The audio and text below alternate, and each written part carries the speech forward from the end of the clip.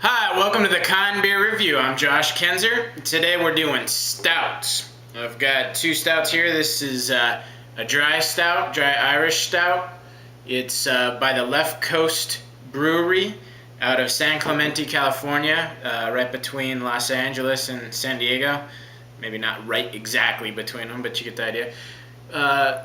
Cool label. They got a snake on there and some kind of mask thing.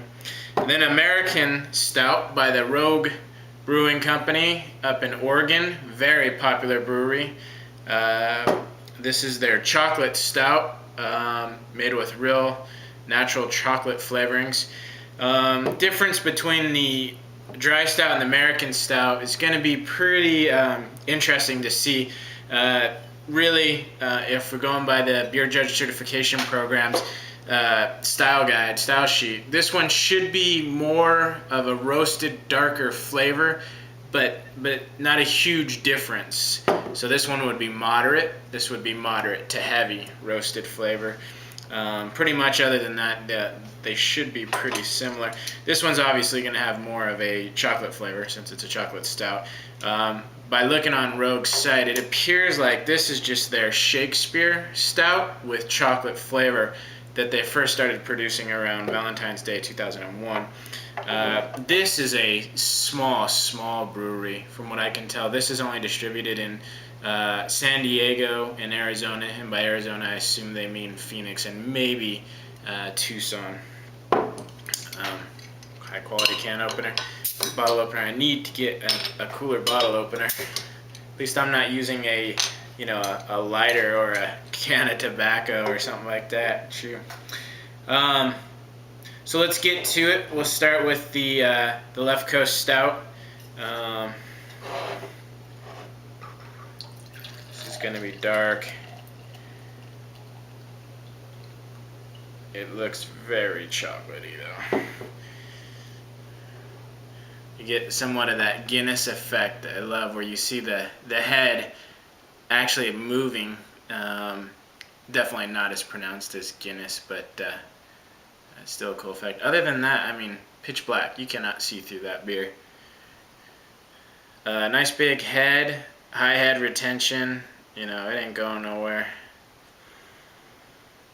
Very, very sweet roasted malt aroma.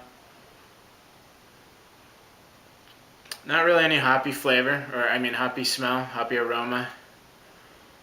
Powered definitely by the sweet malt, roasted barley.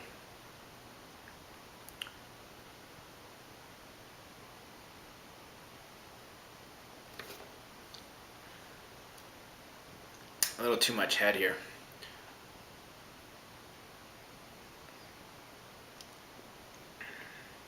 I'd say medium to heavy mouthfeel. I was starting to wonder if mouthfeel was just kind of something bogus, but I compared, I took a light ale and a stout and compared them side by side. You definitely can feel the difference, but it's really hard to articulate when you're drinking one or the other. It's a lot easier when you're drinking them side by side, but heavy mouthfeel.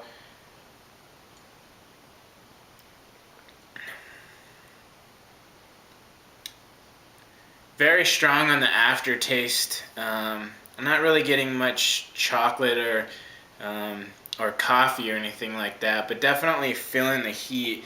It's only 6.7 alcohol by volume, and I think that might be a little low compared to what I'm tasting.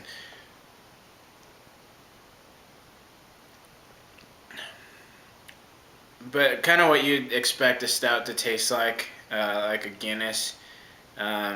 Definitely the aftertaste is strong in alcohol, which I was not expecting. I picked both these up at the, I already opened that one, the Sunflower Market. They got a good selection of beer, good place to go. They had a large selection of the Rogue, so hopefully I'll do a few more of these. Almost the same, black, cannot see through it. Heavy head there, good head retention. The head is brown, chocolatey. I think the head is a little bit darker on the Rogue. Let it settle down a little bit and give it a taste. Just, sporting my Dignation shirt today. I've had this Dignation shirt forever. When I worked up in Reno for the same company I work for now, 12 Horses, we helped put on Dig Reno Tahoe, where the Dignation guys came to Reno. And I actually got this shirt at CES before that, which is where I met David Prager and talked to those guys about coming to Reno. So, a little back history about this shirt.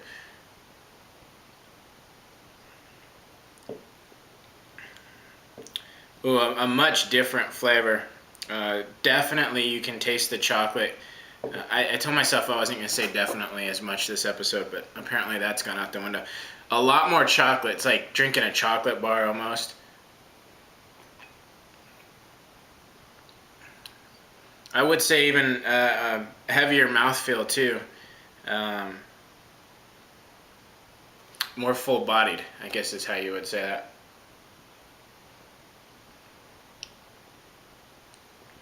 Not overly sweet, but there's sweetness there on the tip of the tongue. Again, no hops to speak of. I'm sure there's hops in it, but it's not a strong flavor, nor should it be in a stout. A nice smooth drink too. So I would say definitely, if I had to choose between the two, I would go with the Rogue Chocolate Stout. Much better, much flavorful. Probably one of the best stouts I've ever had. Anyway, have a good weekend. It's Friday. Go out, have some beers, some kind beers. Avoid the Millers and the Coors and the Budweisers, and reach for a six-pack of something a little different. The one thing I will say too, and I've fell victim to this frequently, even the last episode when I did the Blue Moon, Rising Moon, is the big breweries, Coors, Miller, Anheuser-Busch, they're getting into the microbrews, and sometimes you can't tell if it's an independent microbrew or craft beer versus something cooked up by the big boys. Not to say that something cooked up by the big boys is going to be bad or isn't as good as independent stuff, but I think they sacrifice trying to get a unique and good flavor out of their beer in order to sell it to as many people as possible. I think slightly different business models and business objectives.